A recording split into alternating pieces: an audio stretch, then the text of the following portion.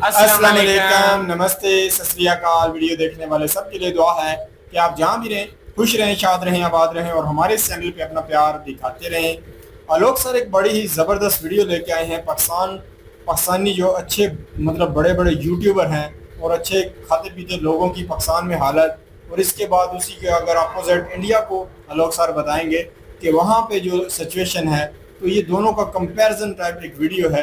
तो बड़ी ही ज़बरदस्त वीडियो, देखते हैं इस वीडियो को। इस वीडियो के ऊपर अगर आप हमारा ओपिनियन जानना चाहें तो वीडियो के लास्ट तक बने रहिए।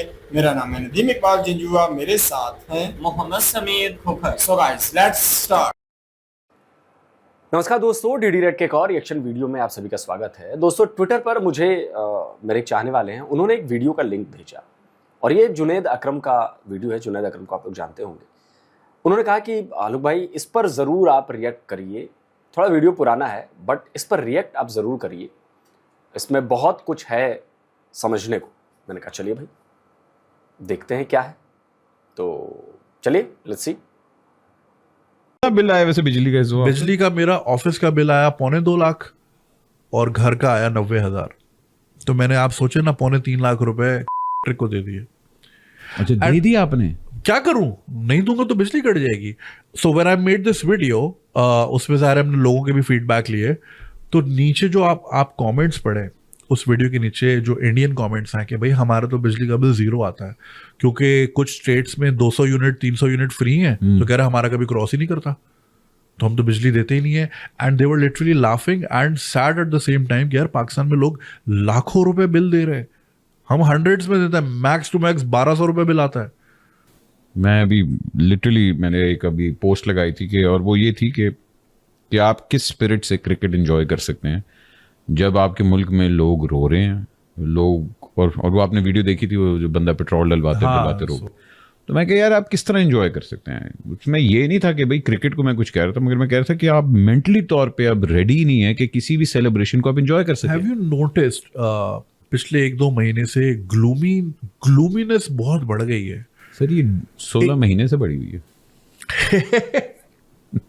मगर ये कि पहले रही सही होप भी होती थी ना, अब वो होप लोगों ने डस्टबिन में ही डाल दिया। अब वो बस अब फजूल की विशफुल थिंकिंग है। अब मुझे लगता है कि पाकिस्तानियों को ना भारत के जो ये बिजली के बारे में जो कहा जाता है उसको थोड़ा समझने की, जानने की ज़रूरत है।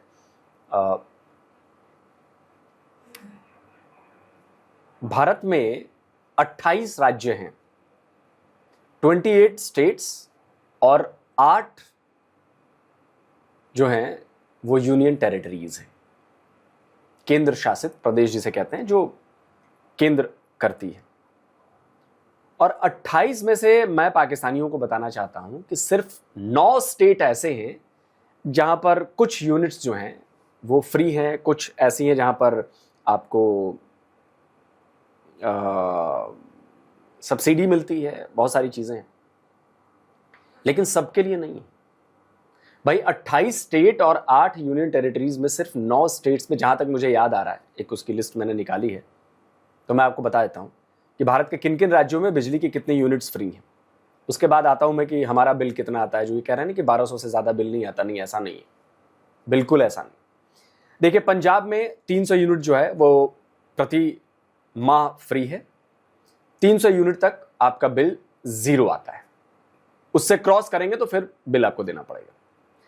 कर्नाटक में 200 यूनिट, तेलंगाना में 200 यूनिट पर मंथ, झारखंड में 200 यूनिट, बिहार में 125 यूनिट, राजस्थान में 100 यूनिट, तमिलनाडु में 100 यूनिट, दिल्ली में 200 यूनिट, आंध्रा में 200 यूनिट। दिल्ली में जो है वो घरेलू उपभोक्ताओं के लिए है, आंध्र में जो है वो सभी घरों के लिए नहीं है, SC ST परिवारों के लिए है, जो शेड्यूल्ड कास्ट और शेड्यूल्ड ट्राइब हैं उनके लिए है, अन्य श्रेणियों के लिए अलग फ्री पावर योजना है। तमिलनाडु में 100 यूनिट पर 2 महीने पर मुफ्त है। 2026 से 200 यूनिट पर 2 महीने की नई व्यवस्था रिपोर्ट की गई है। राजस्थान में 100 यूनिट तक 0 है, 200 यूनिट तक अतिरिक्त चार्ज में भी राहत है। बिहार में ये 2025 से लागू है, घरेलू उपभोक्ताओं के लिए, कमर्शियल के लिए नहीं है। कमर्शियल के लिए कहीं नहीं है, ये याद रखिएगा आप लोग, कहीं भी नहीं है। तो ये जो सारी चीजें हैं ये मैंने आपको बता दी। अब मैं आपको बताता हूं, मैं रहता हूं यूपी में। यूपी में कोई बिजली फ्री नहीं है। यूपी जनसंख्या के लिहाज से इस देश का सबसे बड़ा राज्य है, और मैं जहां पर हूं वहां पर बिजली का रेट नियर अबाउट 7-7.5 रुपए पर यूनिट हमारी सोसाइटी में है। इसके अलावा फिक्स डे चार्जेस भी हैं आपके, आप बिजली यूज करें चाहे ना करें, लेकिन वो फिक्स डे चार्जेस आपको देने पड़ते हैं। तो कुल जमा जो मेरे घर में, अभी गर्मियों का मौसम है, घर में 2 एसी चलते हैं कमोबेश। भाई दिन में अगर आप ड्राइंग रूम में बैठे हैं तो ड्राइंग रूम का एसी चल रहा है 1.5 टन का, रात में सो रहे हैं तो 2 कमरे हैं, बच्चे हैं, हम हैं, तो भाई एक में 1.5 टन का एसी है, एक में 1 टन का एसी है, तो ये इतना चलता है।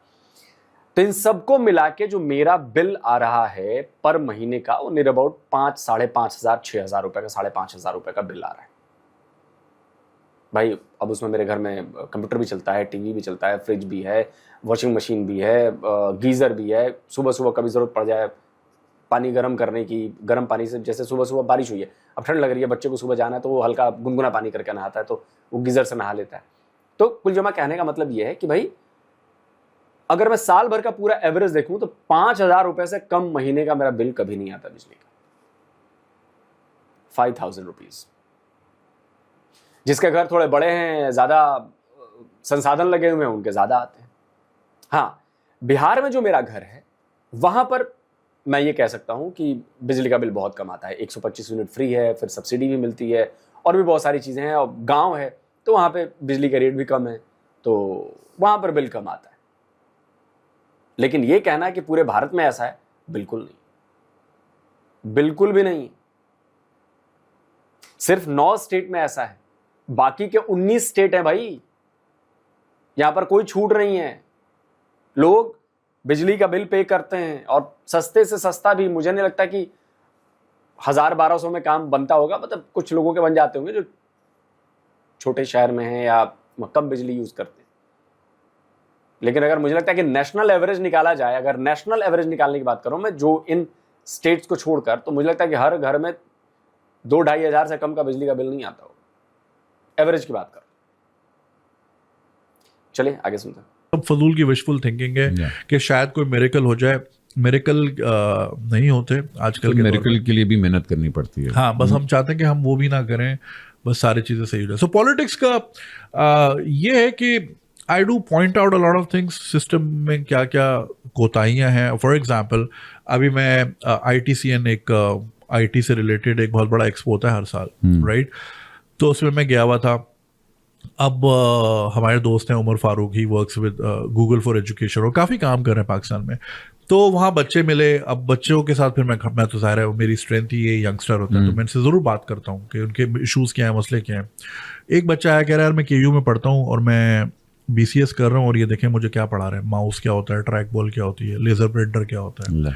तो मुझे बड़ा अफसोस हुआ, और मैंने फिर वापसी आते हुए स्टोरी बनाई, और स्टोरी बनाई तो फिर उसके बाद मेरे देयर इज अ स्टूडेंट, मैं उससे राब्ते में रहता हूँ, अच्छे बच्चे से मैं राब्तों में रहता हूँ। उसके बेबी बाद में फोन करो है नहीं, उसने मुझे ये भेजा अपना पेपर। अच्छा, आप वो दिखा रहे हैं, मैं समझा शायद आपको किसी का ना टेक्स्ट बेबी आया। नहीं, ये देखें इनपुट डिवाइसेस। ये बच्चा कराची सॉरी गंदा हो रहा है फोन, कराची यूनिवर्सिटी में पढ़ता है, ग्रेजुएशन कर रहा है, और इसका आप जरा ये देखें, इसका ये एग्जाम पेपर है। ओ वाह जी वाह, के mouse, track ball, joystick, light pen, touch ये पैड। देखें, ये मैं 1997 में पढ़ता था, आज 2023 है। ये तो कुछ भी नहीं रहा। ये उस वक्त ये बातें हमारे यहाँ जो फर्स्ट क्लास में पढ़ने वाले बच्चे हैं उन सबको पता है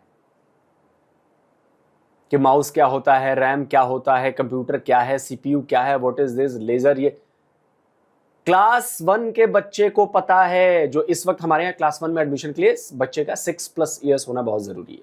पहले ये 5+ था, बट अब सरकार ने बढ़ा दिया, बोला कि नहीं, बच्चे पर बहुत ज्यादा लोड पड़ रहा है, बच्चे के दिमाग पर प्रेशर रहता है, तो 1 साल बढ़ा दिया। 1 साल में बच्चे का दिमाग और ज्यादा डेवलप हो जाता है, तो फर्स्ट क्लास में जाता है, तो वो उसको चीजों को समझने में आसानी होती है। फर्स्ट क्लास के बच्चे को पता है, मेरा बच्चा जो है दूसरे वाला, वो फर्स्ट क्लास में, वो मेरा लैपटॉप ऑपरेट कर सकता है। वो लैपटॉप के बारे में पूछूंगा तो बता देगा, हाँ इसका CPU कहाँ है, इसका फैन क्या है, इसका माउस क्या है, लेजर पॉइंटर क्या है, ट्रैकिंग बॉल क्या होती है, वो सब बता देता है। वो सब पता है, उसको चलाने आता है, वो गेम भी ढूंढ लेता है उसमें। एक फर्स्ट क्लास में पढ़ता है मेरा बेटा, सेकंड वाला फर्स्ट क्लास में। और जो मेरा बड़े वाला है जो अभी 9th में गया है, एआई के क्लासेस चल रहे हैं उसके, एआई के क्लासेस 9th में। वो शायद पहले से भी शुरू हो गया है, 8th में भी था, अब 9th में थोड़ा सा एडवांस लेवल का आ गया है। आप समझ सकते हैं कि आप कहां पर हैं अभी, आपके बच्चे कहां पर हैं। ये उस वक्त भी रेलेवेंट हो रहा था आहिस्ता आहिस्ता, और ये आज तक वही पढ़ा रहे हैं, और फिर कहते हैं इंडिया चंद्रयान पे क्यों जा रहा है और हम गगनयान में क्यों हैं। सो एंड लाइक मुझे हैरत है। फिर मैंने हमारे एक रिसर्चर है, डॉक्यूमेंट्रीज बनाते हैं हमारे लिए, उनको मैंने बोला जरा इनकी सैलरियां तो निकलवाओ, बड़े बड़े प्रोफेसर की, वाइस चांसलर की 8-8 लाख 10-10 लाख सैलरियां हैं, 600 लीटर पेट्रोल फ्री है, 2000 यूनिट बिजली फ्री है, उसके बाद आप ये पढ़ा रहे हो यार, शर्म नहीं आती किसी को। तो मुझे ये चीज़ें बड़ा हर्ट करती हैं। फिर मैं कोसता हूँ अपने आप को, और मैं अल्लाह मियाँ से बड़ी शिकायतें करता हूँ कि मुझे थोड़ा सा बेगैरती बना देते अल्लाह मियाँ। सब इतने सारे बनाए हुए हैं इस मुल्क में, मुझे भी बना देते, थोड़ा डिसेंसिटाइज बनाते, मुझे फील ही नहीं होती चीज़ें। अब मेरी लाइफ सॉर्टेड है अल्हम्दुलिल्लाह, I make good money, family settled है, सब कुछ है, मुझे ज़रूरत ही नहीं सोचने की। बट मैं इसी सोच में मैं अपने आप को डिप्रेस करता रहता हूँ कि यार मेरे मुल्क के बच्चे क्या चीज़ें पढ़ रहे हैं। मेरे साथ भी यही हो रहा है। मैं call it mid life crisis और व्हाट, बट मुझे सेवियर बनने का शौक नहीं है। मैं अपनी बिल्डिंग की लिफ्ट सही नहीं करा सका, इतने अरसे से मैं वहाँ रह रहा हूँ, मैं क्या ही चेंज ले आऊँगा। बट ये कि मेरी बड़ी कोशिश है कि यार बच्चियों को कोई एक सेंस ऑफ डायरेक्शन ही मिल जाए। वी वर लकी कि वी हैड गुड फ्रेंड्स जिन्होंने हमें गाइड किया चीज़ों के साथ, we had access to good content. मैं सारा दिन डिस्कवरी, नेशनल ज्योग्राफिक देखता रहता था, उसने मेरे अंदर क्यूरियोसिटी बहुत पैदा की, ये क्या ऐसे क्यों होता है। आज हमने वो बंद किया। हमारी केबल पे 70 चैनल आते हैं, जाहिर है आप भी उसका पार्ट रहे हैं। पॉलिटिक्स के अलावा कुछ नहीं आता। साइंस जो एक चैनल पे आ रही है वो क्या आ रही है, जमीन साकिन है, जमीन घूमती नहीं है, राइट। और नेशनल ज्योग्राफिक और डिस्कवरी हमने बंद कर दी क्योंकि वो हिंदी में आते थे, तो वो हिंदू हो गए, तो अब वो नहीं आते। तो आप इस नेशन की क्यूरियोसिटी कहाँ से इनेबल करेंगे? क्योंकि हमने आप जरा सोचिए, पाकिस्तान में नेशनल ज्योग्राफी और डिस्कवरी चैनल इसलिए बंद कर दिए गए क्योंकि वो हिंदी में आते हैं, वो हिंदू चैनल हैं। आप ये लेवल समझ सकते हैं यार। हम लोग बचपन से बड़े हुए डिस्कवरी और नेशनल ज्योग्राफी देख देख के, यार हमने कितनी चीजें सीखी हैं। और हमारे यहाँ तो पता नहीं कितने चैनल आते हैं, नेशनल डिस्कवरी किड्स भी है, एनिमल प्लैनेट है, वो हिस्ट्री टीवी 18 आता है। यार कितनी चीजें हम जानते हैं उनके जरिए, उनके प्रोग्राम्स के जरिए, स्पेस के बारे में, साइंस के बारे में, टेक्नोलॉजी के बारे में, एवरीथिंग, जंगल के बारे में, जानवरों के बारे में। सोनी अर्थ है, कितनी चीजें हमने जानी है यार, कितनी चीजें। और हमारे बच्चे देखते हैं डिस्कवरी को, नेशनल ज्योग्राफी को। और पाकिस्तान में वो बंद करा दिया गया क्योंकि वो हिंदी में आते हैं और वो हिंदू चैनल। आप समझ सकते हैं ये नफरत, समझिए। क्योंकि हमने आपके पास कोई लोकल हीरो नेशनल ज्योग्राफिक्स न्यूज पे ले गए, अब आपको सारा नेशनल ज्योग्राफिक्स नजर आ रहा है। बेड़िए बैठे हुए, ये सारे बैठे हुए शिकार। मैं आपको तो मेरी लाइफ में ये जो आपने बड़ी अच्छी बात की है, मेरी लाइफ में ये जो आई है ना, एक कि मैं आराम से बैठता था और मैं बड़ा स्ट्रेस फ्री चिल बंदा था, और ये सारा कुछ जब से मैं औलाद आई ना मेरी ज़िंदगी में, अल्लाह का करम है। लेकिन मेरी वो जो है कि अब जिस तरह वो बड़े हो रहे हैं, तो मैं अब ये सोच रहा हूँ कि मैं किस मुल्क में उनको छोड़ के जाऊँगा। और मैं और ज़्यादा कंसर्न होता हूँ। मुझे पहली दफ़ा पता लगा जब मेरी बेगम ने मुझे नेशनल करिकुलम के बारे में बताया कि तुम्हें पता है ये पढ़ा रहे हैं।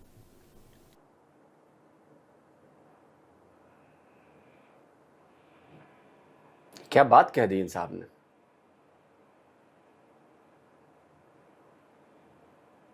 और मैं गारंटी के साथ कह सकता हूं, मेरे दिमाग में कभी बात नहीं है कि मैं किस कंट्री में अपने बच्चे को छोड़ के जाऊंगा। लिटरली मुझे अभी लगा यार, मेरे दिमाग में ये बात ही नहीं आई, क्योंकि यार मुझे अपनी कंट्री से बहुत प्यार है, और मुझे अपनी कंट्री, मेरी कंट्री ने मुझे बहुत कुछ दिया है, मेरे परिवार को दिया है, और वो मेरे बच्चों को भी दे रही है कंट्री मेरी। और मुझे लगता है कि आप जितने लोग मुझे देख रहे हो, आप लोग कमेंट में बताइए कि आप में से कितने लोगों ने ये सोचा होगा कि भाई आपके बच्चे या आप मतलब ये देश छोड़कर चले जाओ। भाई मैंने तो अब तक पासपोर्ट ही नहीं बनवाया यार। मेरा घूमने जाने का भी मन नहीं करता किसी और देश में। मैं लिटरली आपको अपने दिल की बात बता रहा हूं। 46 साल का बंदा होने वाला हूं, पासपोर्ट नहीं बनवाया है मैंने। मैं अपने देश में घूमता हूं ज्यादा, अपना देश ही पूरा नहीं कर पा रहा हूं यार। कई सालों से सोच रहा हूं कि यार नॉर्थ ईस्ट जाना है, मुझे पूरा घूमना है, जा ही नहीं पा रहा।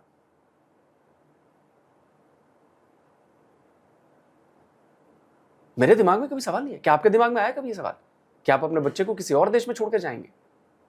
नहीं भाई, मेरे दिमाग में नहीं आया। और मेरे देश में सब कुछ मिलता है यार, और मेरा देश बहुत भयंकर प्रगति कर रहा है यार। मैं क्यों जाऊंगा अपना, या मैं क्यों अपने बच्चों के बारे में सोचूं कि मैं अपने बच्चों को किसी दूसरे देश में छोड़ के जाऊंगा ना। ठीक है, 100% परफेक्ट नहीं है मेरा देश, गलतियां हैं, कमजोरियां हैं, और भी बहुत कुछ है।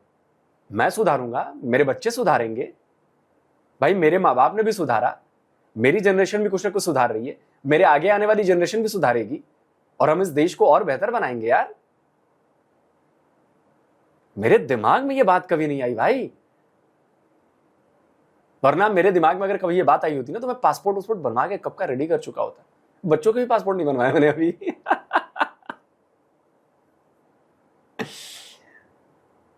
लेकिन बच्चों के बनवाऊंगा, क्योंकि उनके स्कूल में कई सारे ऐसी एक्टिविटीज होती हैं, एक्सचेंज प्रोग्राम्स होते हैं जहां पर बच्चे दूसरे देशों में जाके 6 महीने साल भर के लिए पढ़ते हैं। तो उनके लिए मुझे बनवाना पड़ेगा। इसके स्कूल से आ चुका है कि भैया पासपोर्ट बनवा लो, तो अब उसके चक्कर में मुझे भी बनवाना पड़ेगा पहले, तब जाके बच्चों का बनेगा। खैर, उससे पहले मेरी आंखें लिटरली, मैं कही ये हिस्ट्री नहीं है, ये तो चेंज हुआ हुआ है। हाँ। इस्लामियात की किताबें चेंज हुई हुई हैं, आपकी पाकिस्तान की हिस्ट्री चेंज हुई हुई है, इंग्लिश को ज़्यादा प्रमोट किया जा रहा है, उर्दू कोई नहीं पढ़ाता, पंजाब में रह के पंजाबी लैंग्वेज कोई नहीं पढ़ाता। मुझे आई एम पंजाबी, बट मुझे सिंधी ज्यादा आती है, बिकॉज हमें पढ़ाई गई है। बिल्कुल। And I am really proud of the fact कि एटलीस्ट कुछ तो लैंग्वेज आती है मुझे। मैंने आज तक पंजाबी की किताब स्कूल की नहीं देखी। हाँ, ये इतना बड़ा जुल्म है पंजाब के साथ। देखिए, क्योंकि पंजाबी हमने नौकरों की लैंग्वेज, हाँ, ड्राइवरों की लैंग्वेज, जुगत की लैंग्वेज, और गाली, बिल्कुल पंजाबी, बिल्कुल। और Punjab is the 5th biggest language in the world. Yes, और हम दुनिया में जो ग्लोरिफिकेशन देखते भी हैं पंजाब की, वो इंडियन पंजाब ने उठाया हुआ है। बिल्कुल। एपी डिलोन वहाँ का है, वहाँ का। ठीक है। आपके गुरदास मान हो गए, आर्टिस्ट हो गए, आप जितना, अगर आप देखते हो जस्टिन ट्रूडो भंगड़ा कर रहा है, हाँ। तो वो आपके पंजाब की वजह से नहीं कर रहा, वो उनके पंजाब की वजह से कर रहा है, बिकॉज वो सेलिब्रेट करते हैं अपना कल्चर। मैंने देखा था क्या, वॉलमार्ट में वो फ्लैश मॉब हुआ, सारे भंगड़ा करने लग गए, सब भंगड़ा। तो ये आप अगर देखते हैं न्यूयॉर्क के क्लब में मुंडिया तो बच के रही बज रहा है, हाँ। क्यों? That's because they welcome their culture, और वो एम्ब्रेस करते हैं। हम तो जी वही वाली आपकी वाली बात की, जी तो चूड़ों की जबान है, या ये कमी कमीनों की जबान है, या फिर ये कि नौकरों की लैंग्वेज है, हम तो जी नहीं, हम तो पंजाबी नहीं बोलते। केपीके में देखें, वो अपनी यार मैं बिहार का रहने वाला हूं। आप जरा इस माइंडसेट को समझिए। मैं बिहार का रहने वाला हूं, लेकिन पंजाबी गाने मुझे भी भयंकर पसंद है। पंजाबी फिल्में मुझे इतनी पसंद है यार, इतनी फिल्में देखता हूं मैं पंजाबी कि आप सोच नहीं सकते। फिल्में देख देख के मुझे पंजाबी समझ में आने लगी। थोड़ी बहुत बोल भी लेता हूं मैं। आप लोग को कई बार वीडियो में आप लोग देखते हुए मैं बोल भी लेता हूं। मैं पंजाब जाता हूं ना, जब कई बार चंडीगढ़ चला जाता हूं या कहीं और दूसरे इलाकों में चला जाता हूं, तो जब वो लोग बात कर रहे होते हैं ना, 90% चीजें मेरी समझ में आ रही होती हैं, और वो मैं कनेक्ट कर पाता हूं पंजाबी गानों से, पंजाबी फिल्मों से। अभी एक लेटेस्ट मैंने पंजाबी फिल्म कौन सी देखी थी, ये अपना है ना सुनील ग्रोवर और जिमी शेरगिल की फिल्म आई थी, नाम भूल गया मैं उस फिल्म का। उसमें क्या होता है कि जिमी शेरगिल भी जेल चला जाता है किसी उसमें, और ये अपना सुनील ग्रोवर भी जेल चला जाता है। सुनील ग्रोवर का एक बच्चा है, जिमी शेरगिल को शादी करनी है, और बड़ी मजेदार कॉमेडी फिल्म है यार, बड़ी मजेदार मुझे फिल्म लगी वो। फिर वो जेल से भाग जाते हैं, फिर उनका एक जेलर होता है, वो जेलर बड़ा अच्छा होता है यार, बढ़िया होता है। फिर वो किसी तरह वापस जेल में आते हैं, सुरंग बना लेते हैं। अरे यार, मतलब आप सोचो ना यार, वो फिल्म का नाम भूल गया मैं। जो भी पंजाब से मुझे देख रहा होगा, प्लीज उस फिल्म का नाम मुझे बताइएगा, एग्जैक्ट याद नहीं आ रहा। तो मुझे पंजाबी कल्चर आप समझ नहीं रहे हैं। अब भारत में, पूरी दुनिया में, बिल्कुल सही बात है, ये हमारे पंजाब के लोग हैं जिन्होंने अपने कल्चर को सेलिब्रेट किया, और पूरी दुनिया पसंद करती है। भाई हमारे भारत में पसंद किया जाता है यार। मैंने बताया ना कि मेरा बचपन का दोस्त सरदार है, बिहार में रहते थे हम लोग, गोपालगंज में, साथ में पढ़े कूदे खेले, घर आना जाना एवरीथिंग। मुझे वहां से उनका कल्चर पता है यार, और हम बड़ा एडमायर करते हैं यार, बड़ा एडमायर करते हैं। तो पंजाबियों की बात ही कुछ और है यार। सोचिए एक बिहारी कह रहा है कि पंजाबियों की बात ही कुछ और है। पंजाबियों जैसा दिल खोलने वाला, मस्त मौला, हेल्पफुल, कितनी भी टेंशन में रहोगे आप उनके चेहरे पे हंसी पा सकते हो। आप ऐसी बात कर देंगे ना कि आपका मन हल्का हो जाएगा, आप मजा आ जाएगा आपको।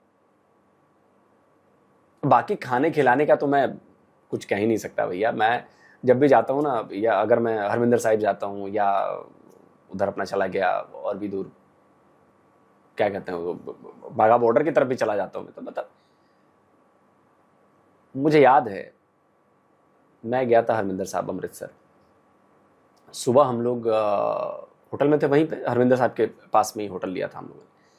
और चूंकि वो ना गाड़ी हमारी क्या थी कि गाड़ी हमने बाहर, एक वहाँ पे पार्किंग है, ये मैं 4-5 साल पुरानी बात बता रहा हूँ, शायद अब कुछ बदल गया हुआ। तो हमें अपनी गाड़ी ना, वो मल्टी लेवल पार्किंग है, वहाँ हमने पार्क कर दी। फिर हमने अपना लोकल ऑटो लिया, वो बैटरी रिक्शा चलते हैं, पहुँच गए अपने होटल।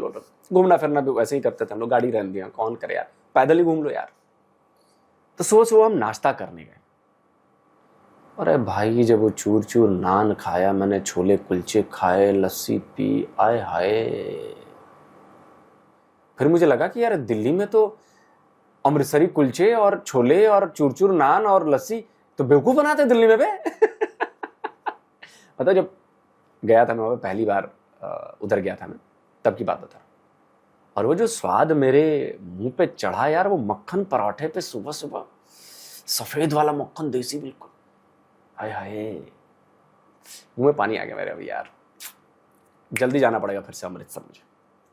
वो अपनी पश्तो यूं होल्ड करते हैं। This is what I love about rest of the Pakistan, and I'm saying this as a Punjabi. Sindhi, Pathan, Baloch, they will never leave their culture. वो आपस में मिलेंगे ना, they'll speak in their language. ठीक है, कोई बड़ा occasion होगा, वो अपने शलवार कमीज में आएंगे या वास्केट में आएंगे। वो अपने कल्चर को बहुत होल्ड करके रखते हैं। हमें पता नहीं क्या ऐसा अछूत बना दिया गया है कि पता नहीं। आई थिंक हम, me being a Punjabi my self, मेरा ख्याल है सबसे कॉम्प्लेक्स पंजाबी हैं। हाँ, हम लोग दिखाते कुछ और है, अंदर से कुछ और है, और हम लोग, आई एम सॉरी टू से, मगर हम लोग हैं दोगले। और हम लोग अपनी पंजाबी, अपनी रूट्स को ओन नहीं करते। and I feel really sad कि I'm not transferring this language to my son. मतलब it's dead with me. चलिए वीडियो खत्म करते हैं। लेकिन मैं अपने पंजाब के बारे में एक बात कह सकता हूं, हमारा पंजाब ऐसा नहीं। हमारे पंजाब में अब ये दोगली बातें करने वाला लिटरली कोई शायद मिले आपको ढूंढने से। हमारे पंजाब में जो उसके दिल में होगा ना, वो आपके मुंह पे कहेगा। अगर आपसे लड़ाई भी करनी है ना, आपके मुंह पे कहेगा कि तेरे से लड़ूंगा मैं, छोड़ूंगा नहीं।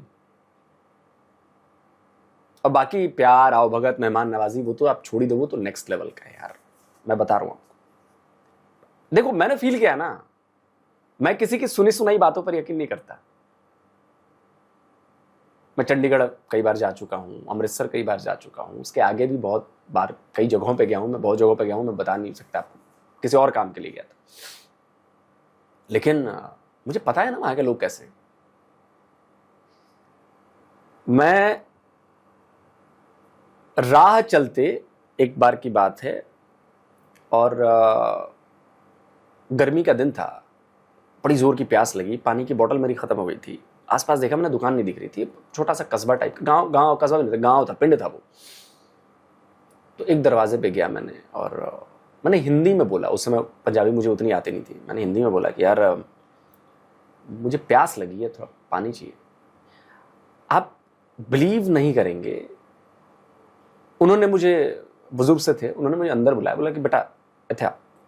मैं गया, चारपाई रखी हुई थी, उस पर बैठा मैं। उन्होंने बोला, मंजी बोला शायद उन्होंने, बैठ जा मंजी तले, कुछ ऐसे ही बोला उन्होंने, याद नहीं आ रहा। और लिटरली खाने का टाइम हो गया था, दोपहर के खाने का टाइम हो गया था। पानी नहीं पिलाया उन्होंने, खाना खिलाकर भेजा उन्होंने। मैं था और मेरा एक और साथी था। मैं अनजान, मैं पंजाबी भी नहीं बोलता था उस वक्त। आप सोचो इस बारे में, यह है हमारा पंजाब। खैर चलिए, अब बात भारत की हो रही है तो पाकिस्तानी बड़े वो हैं, तो मैं कुछ और डेटा लेटेस्ट आया बता दूं कि भारत कैसे डेवलप हो रहा है। देखिए जरा, ये एक्सपोर्ट का डेटा आया है और मैं आपको एक्सपोर्ट का डेटा बताना चाहता हूं कि कैसे जो नया भारत है हमारा, वो एक्सपोर्ट का पावर हाउस बनता जा रहा है। ये देखिए, टोटल एक्सपोर्ट हमने 2025-26 में कर लिया है जी $863 बिलियन से भी ज्यादा का। इसमें मर्चेंडाइज $441 बिलियन से ज्यादा है और सर्विसेज $421 बिलियन से ज्यादा है। ये है मेरा इंडिया। और छोड़िए, अभी रुकिए तो सही, अभी और बताता हूं मैं। ये देखिए, जो टॉप दुनिया की जो बिगेस्ट शॉपिंग एप्स हैं उनमें 2 भारत की हैं, मीशो एंड फ्लिपकार्ट। दुनिया की, ये मैं टेक्नोलॉजी की बात कर रहा हूं, ई कॉमर्स की बात कर रहा हूं। इसमें अभी अमेजोन और बाकी जो इंडिया में काम करते हैं उनकी बात कर रहा हूं, इंडियन की बात कर रहा हूं। फ्लिपकार्ट एंड मीशो, मीशो ऊपर है। मेटल एक्सपोर्ट में ग्लोबल राइज हुआ है 24%। कॉपर में, एल्युमिनियम में 24%, कॉपर में 58%, लेड में 56%। हाउस होल्ड सेविंग्स जो है हमारे यहाँ 25-26 में, पता है फाइनेंशियल 25 में कितनी, 21.7% ऑफ जीडीपी हो गई है जो सेविंग्स है हमारे घरों में। 20% था फाइनेंशियल ईयर 2023 में और इस बार 21.7 हो गया है। ये total climb from 52.25 lakh crore था जो अब 69 लाख करोड़ हो चुका है।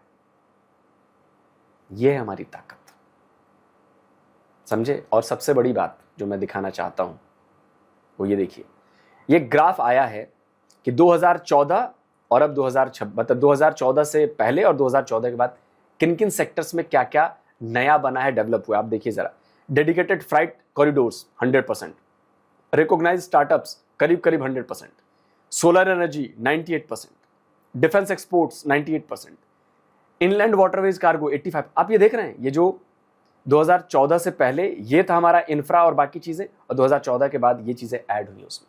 इसमें बिजली है, एक्सप्रेसवे नेटवर्क है, पीएनजी कनेक्शन है, टैप वाटर है, रिन्यूएबल एनर्जी कैपेसिटी। आप समझ रहे हैं इंडिया कहां जा रहा है। 15 साल और 15 साल नहीं, 24 साल, कितने में हम 2047 की बात हो रही है ना, 2047 में कितने बचे, 21 साल। 21 साल तक अगर मैं जिंदा रहा अगले, तो मैं फिर से बात करूंगा कि 21 साल बाद इंडिया कहां होने वाला है। देखिएगा आप लोग। दोस्तों आप क्या कहते हैं, कमेंट करिए, राय दीजिए। जल्दी मिलता हूं एक और नए वीडियो के साथ। नमस्कार, जय हिंद।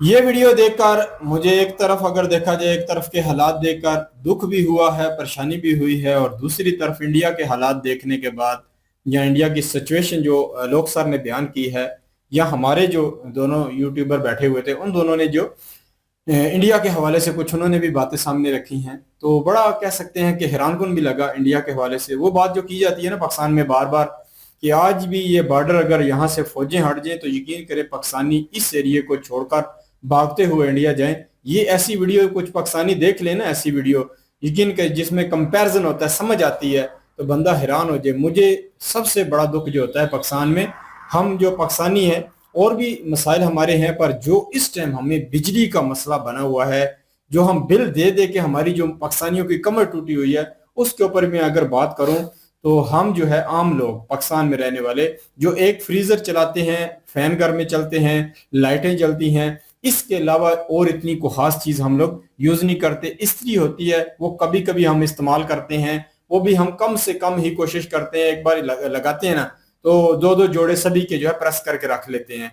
तो इससे क्या होता है कि बार बार इस्त्री को गर्म करने की जो बिजली लगती है हम वो भी बचाते हैं। तो फिर भी हमारा 10,000 से लेकर 20-25 हजार हमारे जो है आम घरों का बिल आता है। हम एक बंदा अगर देखें 40-50 हजार कमाने वाला है, वो बेचारा इस चीज को अफोर्ड करते हुए थक जाता है। इसके साथ आ जाता है हमें घर का जो किचन है ना, उसमें जो गैस यूज होती है हमारे, अभी मैं जो है ना मैंने काफी ज्यादा चेक किया है इस्तेमाल करके, 1.5 से 2 सिलेंडर जो है ना हमारे जो है ना 11-11 किलो के लग जाते हैं, 1.5 भी लग जाते हैं, कभी 2 भी लग जाते हैं। तो वो भी हमारे 3500 से 4000 में आता था, अभी तो वो भी 5000 से भी ऊपर है। तो ये देख लें, ये दो चीजों की अमाउंट इतनी बन जाती है, एक घर में जो नॉर्मल कमाने वाला बंदा है वो बेचारा जो है वो उसकी कमर यहीं टूट जाती है। इसके अलावा जो आइटम है वो अलग है, मरण जीवन हो जाए वो अलग मसला बन जाता है, शादी ब्याह आ जाए उसका अलग हमारे लिए मसला बन जाता है। तो बहुत ही कह लो कि गंभीर स्थिति है बारी। इसके अपोजिट जो हमें आलोक सर ने जो हालात वहां के बताए हैं, जो वहां में यूनिट 9 राज्यों के अंदर यूनिट फ्री दी गई है, तो उसके ऊपर मैं बड़ा हैरान हूँ। एक जो राज्य है उसमें तो 300 यूनिट है, तो नॉर्मल घर की 300 से ऊपर यूनिटें नहीं जाती। मैंने देखा कई बार जो नॉर्मल घर होते हैं ना उनकी ज्यादातर यूनिटें जाती हैं 150 से 250 के दरमियान जाती हैं, इससे ऊपर नहीं जाती हैं। जिनके घर में एक फ्रीजर भी चले ना तो फैन भी चले तो इतना ही होता है। पर मुझे देखकर हैरानगी हुई, लोग सर बताते हैं कि 2 उनके घर में 1.5 टन के एसी चल रहे होते हैं, रात को भी चलते हैं दिन को भी चलते हैं। हम लोग जो है ना यहाँ भी यूज करते हैं और बाहर भी यूज करते हैं। और उसके अलावा और भी आइटम बहुत सारे हैं, देख लें कि उन्होंने भी वो सारे गिनती कराए कि ये हमारे चलते हैं। और यकीन करें शॉक्ड हो गया मैं उनका रेट देखकर कि यहाँ सिर्फ 5-5.5 2 टन जो है ना 2 एसी जो है ना 1.5 टन के चल रहे हैं, तो 5000 यार बिल आ रहा है। मैं पाकिस्तान में आपको बताऊं तो हमारे यहाँ जो चल रहा है, हमारे साथ वाला गांव थोड़ा सा तगड़ा है, 2 गांव है, तो उनमें एसी शेसी काफी चलते हैं। तो मैंने उनके ना पिछले दिनों बिल देखे थे, तो वो मैं उनकी सिचुएशन जानता हूँ। वो दिन को जब गर्मी होती है ना तो उस टाइम एसी सिर्फ चलाते हैं, 1-2 घंटा चलाते हैं, तो जब कमरा ठंडा हो जाता है तो उसमें एंजॉय करते हैं, बंद कर देते हैं एसी। और रात को भी कभी जो है थोड़ी देरी चलाते हैं, कमरा ठंडा हो जाता है तो सो जाते हैं, फैन चला लेते हैं, तो उनकी रात गुजर जाती है। इस तरीके से हम जो है नॉर्मल वे में थोड़ा थोड़ा करके हम एसी चलाते हैं। इसके बाद जो और हमारे से गरीब हैं, इसमें से थोड़े गरीब आ जाते हैं, वो जो है एयर कूलर होता है ना जो पानी वाला होता है वो चलाते हैं, उनका भी 20-25 हजार 30 हजार बिल आता है। वो उनका बेचारों का मतलब काम खराब हुआ होता है कि इतना यार कैसे हम ये बिजली का बिल पूरा करें। जो एसी इतना कम लेवल में चलाते हैं, यकीन करें 70-80 हजार हमारा बिल आता है। आप हिसाब लगा लो, आपका 5000 अगर इसे हम डबल भी करें ना, चलो 6 कर लेते हैं, डबल करें तो यार 18,000 आपका बनता है। तो हमारे यहाँ पे अगर देख लें कि हम जो है 1.5 लाख भी 1,70,000 तो इनका ऑफिस का आया, पक्की बात है वहां 2-3 एसी चल रहे होंगे। और इनका घर का 90,000 आया, पक्की बात है ये एसी चलाते हैं अपने घर में। तो थोड़ा थोड़ा एसी चलाने वाले भी हमारे जो है इतना बिल दे रहे हैं। ये सिचुएशन है, कौन बंदा यहाँ पाकिस्तान में रहने के लिए सोचेगा। इसीलिए तो भाई जो है ना बीच में बात कर रहे हैं कि मैं सोच रहा हूँ कि मैं अपने बच्चों को किस मुल्क में, पहले बोलते हैं कि इतना नहीं हमने सोचा, पर अब बच्चों की लाइफ को लेके हम इतने सेंसिटिव हो चुके हैं और हम ऐसी बात करते हैं। वाकई इस मुल्क में छोड़ के जाना बच्चों को खतरे से खाली नहीं होगा। और मैं भी, मेरे भी 3 बच्चे हो चुके हैं और मैं भी कहीं ना कहीं जो है ये चीजें सोचता हूँ कि वाकई अगर देखा जाए यहाँ इंसाफ वाला निज़ाम बिल्कुल नहीं है। मुझे सबसे ज्यादा डर लगता है, मैं अपने बच्चों को कभी बाहर नहीं जाने देता। स्कूल में हम लोग खुद छोड़ने जाते हैं, खुद लेके भी कोशिश करते हैं, आते हैं, नहीं तो बच्चों को कहते हैं इकट्ठे ही स्कूल से घर आ जाएं। तो हम इतने डरते हैं, यहाँ कोई भी मसला बन जाए इंसाफ नहीं है। उसके बाद पुलिस आएगी, पुलिस खुद आके बोलती है भाई पैसे दें हम आपका केस आगे चलाएंगे, बंदे गिरफ्तार करेंगे, बंदों के पीछे छापे मारेंगे। तो ये हम खुद पैसे दे के करवाने हैं। हुकूमत की कोई जिम्मेवारी इसमें नहीं आती है कि वो हमारी जिंदगियों को स्कोर करने के लिए हमें इंसाफ दे। ये हालात हैं, इसी वजह से बंदे यहाँ सोचना शुरू कर देते हैं कि इतने बुरे हालात हैं, हमारे बच्चों के साथ कुछ हो जाएगा तो बेचारे कहाँ से इंसाफ मांगते फिरेंगे। तो इसलिए वो ये सोचते हैं कि हम आउट ऑफ कंट्री में कहीं बच्चों को दूसरे मुल्क में छोड़ के आए। और इसी के ऊपर हमारे हर बंदा जो है ये बात करता है कि हम जो है पासपोर्ट तैयार रखें। और मैं आपको बताऊं, मैंने 1.5-2 साल पहले की बात है, मेरा पहला पासपोर्ट जो है ना खत्म हो गया। मेरे पास पैसे इतने नहीं थे, फिर भी मैंने 8-10 हजार लगा के मैंने पासपोर्ट रेडी रखा कि कभी भी किसी वक्त भी इस मुल्क के हालात जो है ऊपर नीचे हो सकते हैं, और हमने पासपोर्ट रेडी रखे हुए हैं। ये हालात हमारी है। और मुझे इसके ऊपर बड़ा हैरान कौन लगा कि लोग सर बता रहे हैं कि उन्होंने आज तक 46 साल एज उनकी हो गई है, मेरी 38 साल है, तो उन्होंने 46 साल की एज तक भी पासपोर्ट नहीं बनाया। तो ये इंडिया के रहने वाले लोगों ने वहां की सिचुएशन बनाई है, वहां के हुक्मरानों ने सिचुएशन बनाई है कि वहां के लोग जो है वो सिक्योर फील करते हैं और वो अपने मुल्क से इतना प्रेम करते हैं, वो समझते हैं कि हम भी अपने मुल्क को सही करेंगे और हमारी औलादें भी। और इसलिए एआई की देख लें कि बच्चों को टीचिंग क्लास मिल रही है तो वो अपने मुल्क को आगे लेके बढ़ने की कोशिश करेंगे। हमारे यहाँ जो भी बच्चा एजुकेटेड देखें कि उसके पास पहली बात है वो माहौल ही नहीं है कि अगर वो एजुकेटेड पढ़ा लिखा है तो कुछ कर सकता है। मैंने पिछले दिनों हमारे जो मरियम नवाज है उसने सफाई वाले लोग लगाए हुए हैं, उसमें एक बच्चे को मैंने देखा, यकीन करें मैं हैरान हो गया। उसकी इंग्लिश उसकी तालीम को मुझे जब उसने बताया कि मैं इतना पढ़ा लिखा हूँ और मैं सफाई कर रहा हूँ। अब ये हालात है पाकिस्तान के। पढ़ा लिखा बंदा जो है वो एक तो रिश्वत नहीं दे सकता, दूसरे उसके पास सिफारिश यहाँ नहीं होती, जिसकी वजह से ना तो उसे अच्छी नौकरी मिलती है, या तो वो यहाँ से पलायन करके दूसरे मुल्क में जाता है, जाके छोटी मोटी जॉब करता है, या यहीं रह के सफाई वाले काम करता है या रेडी लगाता है। ये हालात यहाँ के हैं। यहाँ का अगर कोई यूट्यूबर भी बन जाता है लोग जलना शुरू हो जाते हैं। हम यूट्यूब का काम करते रहे, शुरू किया तो बहुत सारे लोग हमारे पीछे लगे। ये हालात है यहाँ, अनसिक्योर फील हम लोग करते हैं, और इसी वजह से कि यहाँ के हुक्मरानों ने ऐसे हालात बनाए, जिसकी वजह से अगर देखा जाए तो ऐसे हालात हैं। उसके बाद इन्होंने तालीम के ऊपर बात की। जो हमारे कराची में बड़ा शहर है जिसकी कह लो कि तालीम हाई लेवल होनी चाहिए थी, वहाँ का बच्चा जो है आला तालीम हासिल कर रहा है, अच्छी तालीम हासिल कर रहा है, तो उसकी कह लो कि इतनी हाई क्लास जो ऊपर की तालीम में जो पैसे दे रहे हैं, तो इंडिया में वो पहली दूसरी क्लास का बच्चा वो तालीम हासिल कर चुका होता है। तो ये हमारे तालीम की हाल है। तो यहाँ का जो एक निज़ाम या वातावरण जो कह सकते हैं ना, जो बना हुआ है ना, यहाँ के बच्चों को आगे बढ़ने की इजाजत ही नहीं देते। हाँ, यहाँ इतनी इतनी छुट्टियां आती हैं, इतनी इतनी छुट्टियां आती हैं कि बच्चे जो है उनका पढ़ने का दिल ही नहीं करता। कि यहाँ पूरा माहौल ही बनाया जा रहा है, ना ये पढ़े, ये ना ये सवाल करें, ना ये आगे बढ़े, ये हमारे गुलाम ही बने रहे, ये हमारे अंडर है। यहाँ के हुक्मरानों ने ये सिचुएशन बनाई।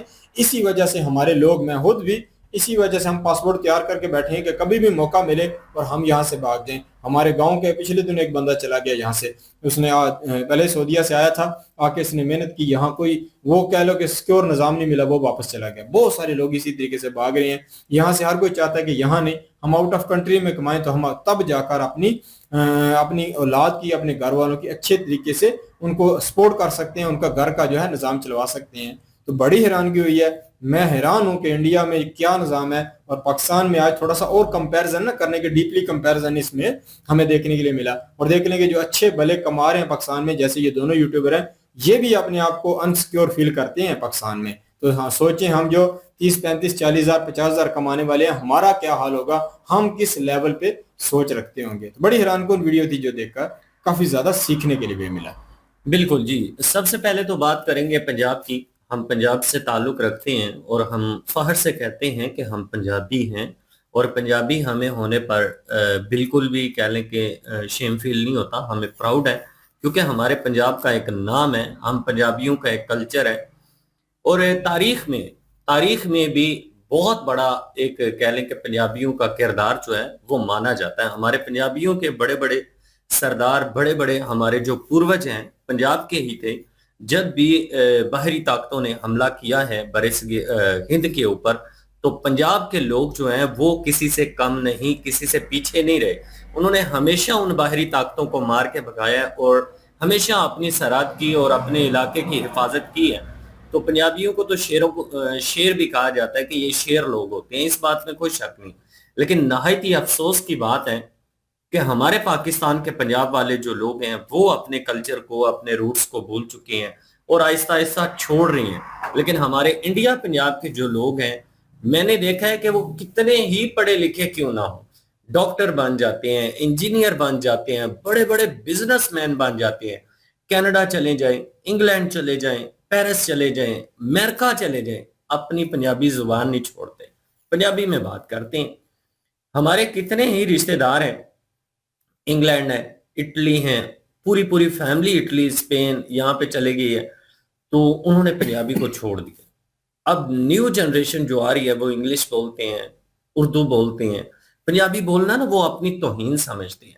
तो हम ऐसे लोगों को नीच समझते हैं, हम ऐसे लोगों को कुछ नहीं मानते जो अपने कल्चर को ना समझे। अपने कल्चर की कदर करने वाले जो लोग होते हैं ना, उनकी पहचान हमेशा रहती है। जो लोग अपने कल्चर को छोड़ देते हैं और अपने पूर्वजों को और अपने रूट्स को भूल जाते हैं ना, उन लोगों की आइडेंटिटी खत्म हो जाती है, उन लोगों की शनाख्ती खत्म हो जाती है। तो ये चीजें जो है ना, ये बड़ा कह लें कि अफसोसनाक एक लम्हा है हमारे पंजाबियों के लिए कि ऐसा हो रहा है हमारे साथ। मैंने पेशावर के लोग देखे हैं जो पठान लोग होते हैं, बड़े बड़े पढ़े लिखे लोग मैंने देखे हैं, आपस में जब बातचीत करते हैं कोई उर्दू नहीं, कुछ भी नहीं, पश्तो, अपना कल्चर कायम है उनका।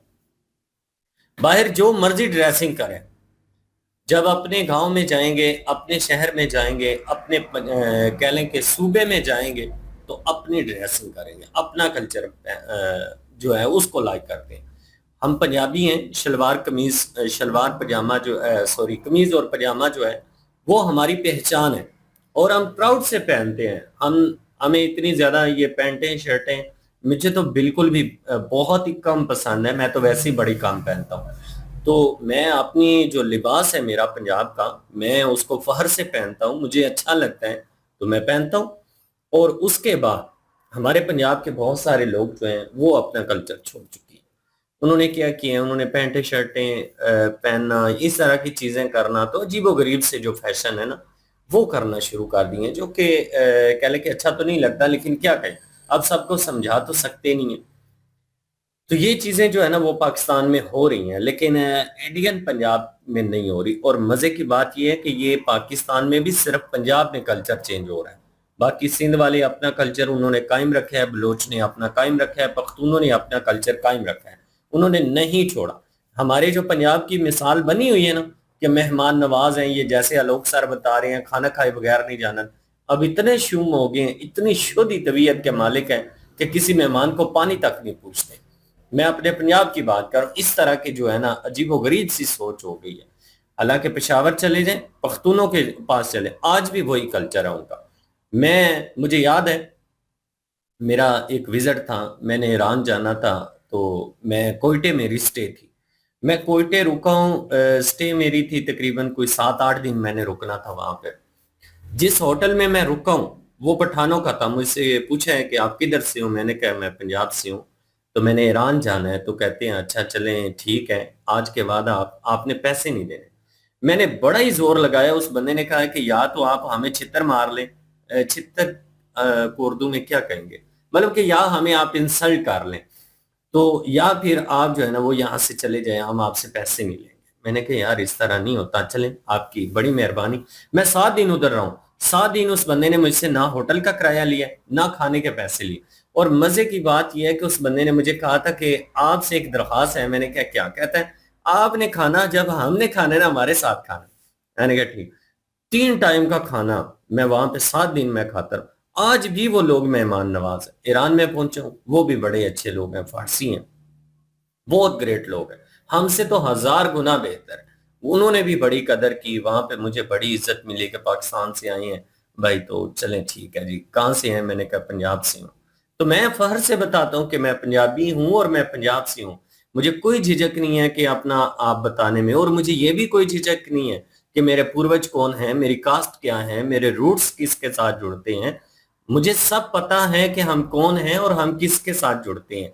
तो हमें तो फख्र है कि हम कौन हैं और हम क्या हैं, हमारे रूट्स क्या हैं, हमारी आइडेंटिटी क्या है, तो कायम है। जब हम इन चीजों को छोड़ देंगे ना, हमारी ओरिजिनल शनाख्त खत्म हो जाएगी। तो ये चीजें जो है ना वो छोड़ने के लिए नहीं होती, इनको संभाल के रखना होता है। तो आज हमारे मुल्क के हालात इस तरह के हो गए हैं। ये भाई साहब बैठे हुए हैं, इन्होंने बड़ी ट्राइयां की हैं, मैंने बहुत ट्राइयां की हैं। हमें तो थके हुए जो मुल्क हैं वो भी वीजा नहीं दे रहे, उन्होंने भी रिजेक्ट कर दिया।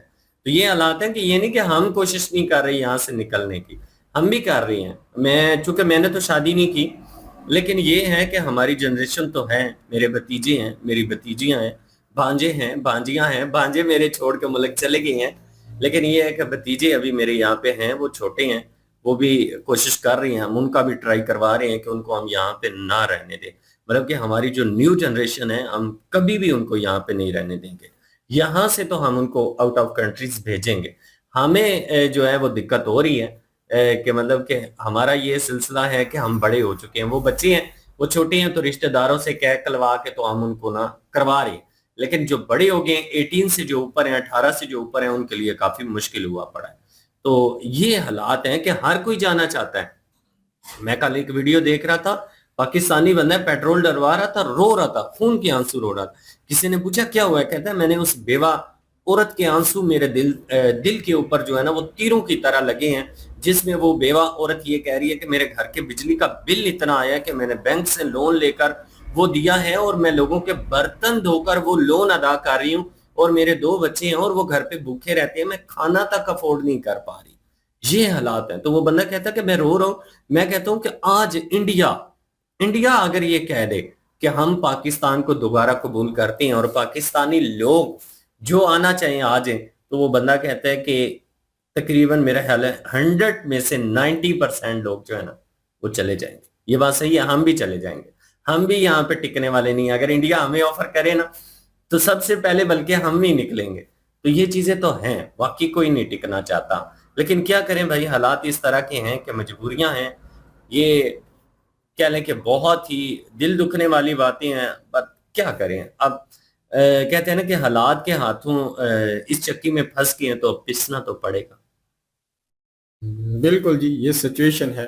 हम जो है कह सकते हैं कि रो नहीं सकते, तो बाकी हालात ऐसे यहाँ बन चुके हैं। सिचुएशन ऐसी ऐसी है कि हमारे जो लोग हैं, सफ़ेद पोश बहुत सारे लोग हैं जिन्होंने बहुत सारे आत्महत्या भी की, बहुत सारे हालात यहाँ इस तरीके के बने। तो आज भी बहुत सारे लोग जो है रो रो के अपनी ज़िंदगियों को आगे बढ़ा रहे हैं। घर में फ़ैन चलाते नहीं है कि बिल इतना आएगा। तो ये हालात हमारे हुक्मरानों ने पैदा कर दिए हैं। तो जिसमें अगर देखें तो बड़ी हैरानगी होती है कि इंडिया के हालात, इंडिया में अच्छी लाइफ जो है बंदा जी रहा है, एसी चला रहा है, मज़े कर रहा है, और हम जो है इन चीज़ों से बहुत दूर हैं। बहुत दुख है, बाकी यही है, कर कुछ नहीं सकते। बाकी यही है कि इंडिया के हालात जानकर हमें काफ़ी हैरानगी हुई। ये थी आज की वीडियो। इस वीडियो के माध्यम से आप लोगों का क्या कहना है, आप लोग कमेंट सेशन में अपनी राय जरूर दीजिएगा, दुआओं में याद रखिएगा। मिलते हैं नेक्स्ट वीडियो में, तब तक के लिए अल्लाह अल्लाह हाफिज़। हाफिज़।